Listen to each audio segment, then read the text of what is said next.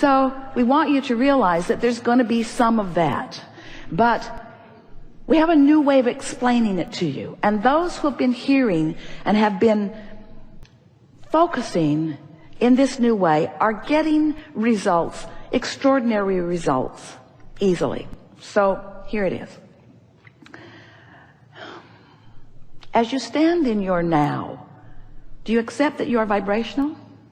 Sort of, kind of. And is it logical to you that you have been offering habits of thought so that you do have a point of attraction? When you think of the people you know, or even yourself, in many cases, couldn't you describe most of them who you know well? Couldn't you describe most of them with a singular emotional word? Sort of like the 7 dwarfs.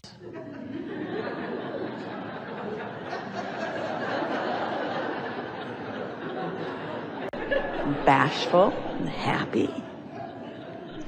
In other words, don't you know ornery? Don't you know pensive? Don't you know defensive? Don't you know eager? Don't you know happy? And while everyone you know moves about a bit and could be described in many of these ways, you do sort of have these habits of thought that hold you in those sort of moods, don't you? So we would like you to think of those moods or emotions as vibrational points of attraction, just like the emotional scale that we talked about a few years ago, where there's despair and fear and grief, really low feeling vibrations. And then there is revenge, which is an improvement, and anger, which is an improvement still, and overwhelmment and frustration, improvement still. And then you get into hope, and then you get into joy and eager and appreciation and all those good feeling vibrations.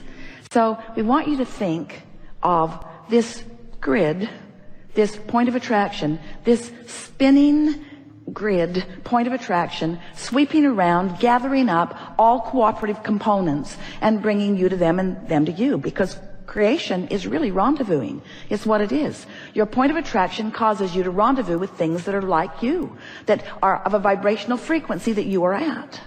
So if you think of these spinning grid discs, let's just call it the high-flying disc. That's what you want to be on, that high-flying disc. You want to be on the high-flying disc, but sometimes things have happened that make it impossible in this moment, or improbable in this moment, for you to be on the high-flying disc. So what we are suggesting is that you do it when it's easier. Don't wait until something is manifested and has your attention, because when you're looking right at something that you do not want, there's plenty of momentum going, and there's not enough that you can do focus-wise usually in that moment that's going to change that momentum. And that's why we say, hang on, it'll be over in a little bit. After a good night's sleep, you can take another run at it. So now we would like to say to you that while you slumber, during that sleep time, you know what that is? Do you know what the real benefit of sleep is? It gives you a respite from your momentum. Because it's sort of like in that high-flying vibration. Imagine a cork bobbing up on the surface. You can hold it under the water, but when you let go of it, it's going to bob right back up to the surface. So we want you to realize that it is natural for you to feel good. It is natural for you to be in alignment. It is natural for you to be blended with all that you've become. It is natural for you to have full resonance with who you are. And it is unnatural for you to be focused upon something chronically or even all day that holds you in a feeling of a knot in your stomach, because you're defying your energy. You're disallowing the full energy that is you. So as we talk about these discs, and we encourage you to get on that high-flying disc, if when you awakened first thing in the morning, you acknowledge, ooh, I have a sort of clean slate, because during the night my momentum stopped. So now I can choose a good feeling thought. If you choose something that is general, something that's not too detailed, something that feels really good, and you're able to maintain it for 17 seconds, and then another, and you actually manage to lie in bed until you've crossed the 68-second mark, now you have a chance to have different momentum going today. Your point of attraction, your spinning grid, so to speak. What comes to you, it is our promise to you, will be a vibrational match to how you feel. Now, you might not make it till breakfast before something causes you to fall off that disc. You might not make it till breakfast But you can do it again tomorrow, and you can do it again tomorrow, and you can do it again tomorrow, and you can do it again tomorrow, and you can do it again tomorrow, until after a while, not that long, certainly within 30 days, you will have established a vibrational precedence, a vibrational habit. You know, a belief is just a habit of thought. So if you think a thought and you don't contradict it, and you allow the momentum to go, then the momentum will be such that this thought will gather enough momentum that then you will become a believer of it. Years ago, when we first began talking about thoughts, we said a belief is just a thought that you keep thinking. And Esther and Jerry, we remember many conversations with them. They were sort of arguing with us because it felt to them as if a belief is something that is reality. I believe it because it's real, Abraham. I believe it because it's real. And we say, no, it's real because you believe it. It becomes reality because you believe it. Well, they argued, but I haven't really thought that much about that. And we say, you just got to know that you're born into belief systems, and many of them serve you well and many of them don't serve you well. And to be a deliberate creator, you get to sort out the ones that serve you, and you get to sort out the ones that don't serve you. And it is our promise to you, we can make this complicated and we don't want to, or we can make it simple and we really want to. If you will wake up in the morning and reach for the best feeling thought that you can find and practice it just a little while, you will begin to notice that your point of attraction has changed to the point that you will begin to feel invincible, because you will barely begin to speak things that are pleasurable to you or desirable to you or wanted by you, and the universe will begin an orchestration of them coming to you. Esther has been in Del Mar for a few weeks, and the other day she went to a fast food restaurant and got her favorite, we won't tell you, well, we will, In-N-Out burger, and then went down to Mission Bay to eat it. And she was watching people who had gathered there for fun. There were people on jet skis, there were people on sailboats, there were people sunning, people running, people exercising, people picnicking, all manner of people all over this place. And Esther just sat in her car and enjoyed her burger and watched them, and she was feeling high and invincible. She had been practicing this for a while. She'd been feeling so good. She'd been doing everything that she could think of to put herself in that place of feeling good, and she had good feeling momentum going, really good feeling momentum going. So she's just sitting and enjoying, and then she thought, I wonder how they are feeling. And so she started looking at them with a little more purpose, and no one looked like they felt like she was feeling. And then she thought, well, they have come down here because they want to feel good.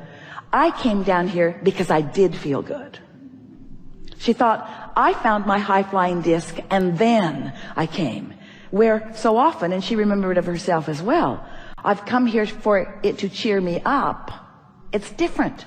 When you get on your high-flying disc and then, you get on your disc and then you follow the inspiration. Oh, the dynamics, the synergy, the co-creative power, you begin to feel invincible because now you've accessed this energy that creates worlds. You have a leverage that few deliberately harness, but you can. So Esther sat there. She has her notebook and she writes things that occur to her, and she wrote with clarity, universe, show me others who feel like I feel. So now it's time for her to leave, and so she gathers herself up and gets back out onto the roadway. And this roadway goes through a couple of intersections, and then it goes right onto Interstate 5 back to Del Mar where she lives. And as she crossed through the intersection, it was hard for her to get through without clogging it because the traffic was backed up. And as soon as she got through the last intersection, she realized, there must be a problem on the freeway. And there's no escape because everything says no U-turn, and there are no streets to turn off of. In other words, she was now committed to get on the freeway, and the freeway was clearly clogged. She was on the inside lane, and so she immediately just made an illegal U-turn. And so did the car behind her. It was like synchronized illegal driving. And now she's facing the intersection that she had just come through, and happy that she is not on that path of most resistance. She found illegal, we'll give it that, path of least resistance. The man who had been behind her, who is now in front of her because they've turned around, got out of his car, beautiful white hair, smiles that looked bigger than his head, and came to the window of her car and said, I've been driving around here for a long time, and never, ever, ever have I seen anyone follow their gut instinct with such success so quickly.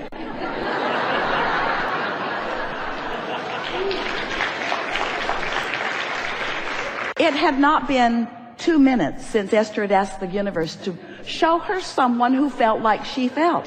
His wife was in the car, clearly not feeling that way. She didn't want him to make an illegal U-turn. Esther felt certain that he was coming. If he'd have been a generation younger, he'd have high-fived her. It was that feeling of exhilaration, that feeling of being in control of your own life, that feeling of doing what's best for you. And of course, Esther wanted to tell him so many things because she was enjoying his enthusiasm so much. She wanted to say, I do that kind of thing all the time.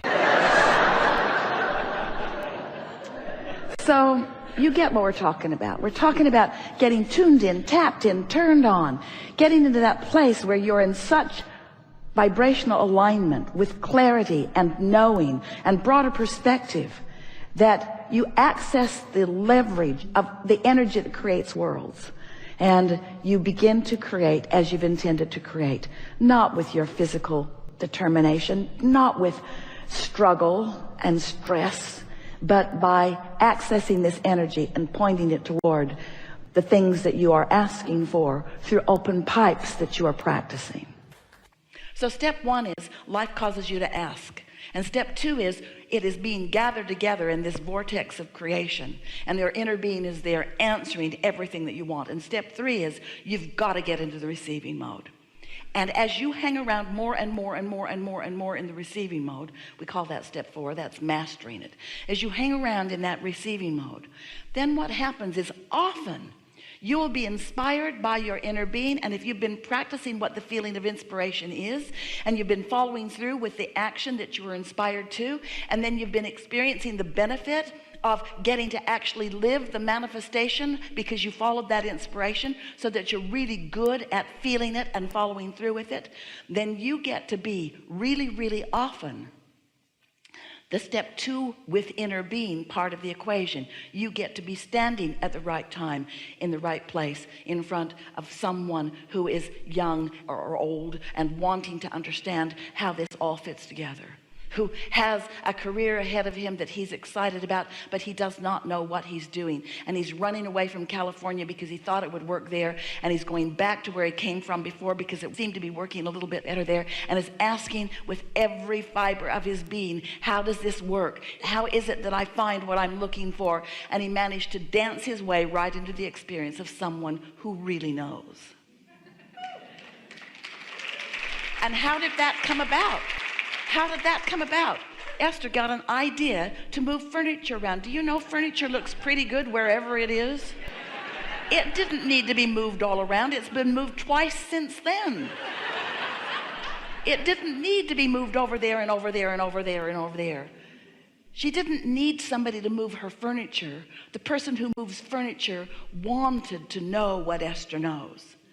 And source energy knows where the question is and where the answer is and where the likelihood of the answer will be, and knows what your path of least resistance is. Source energy knows all of that, knows all of those components.